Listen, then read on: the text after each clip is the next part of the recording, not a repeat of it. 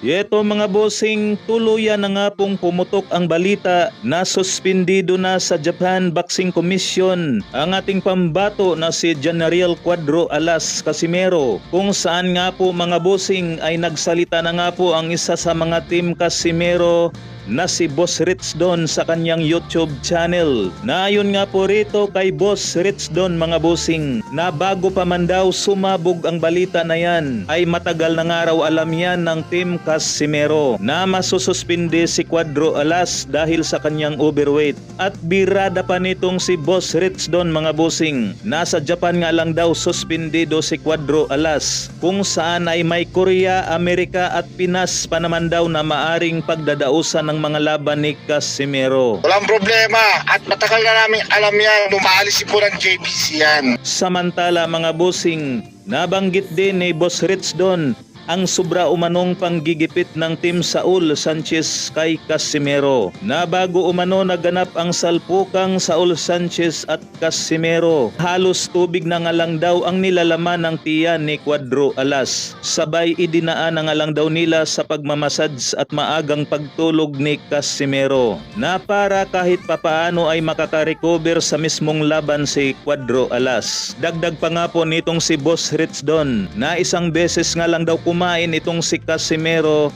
bago naganap ang kanilang salpukan ni Saul Sanchez, kung saan ay iniligpit nga lang itong si Saul Sanchez sa loob ng round 1. Samantala mga bossing, sa wakas Saul Sanchez nagpost na nga po ito sa kanyang Instagram na tila ibinida nga po ni Saul Sanchez si Cuadro Alas na malaki umano ang kanyang natutunan sa kanilang naging salpukan. Ito, pahabol lang natin ito mga boss, kung saan ay pumalag nga po itong si Casimero sa ibinalita ng GMA News. Yun nga dahil sa balita yon, medyo napa-comment si Tata, napa-comment si Otol dahil ika nga wala man lang siyang nakitang ni-recognize or kinongratulate siya. Tapos yun na, inuuna pa yung ano, hindi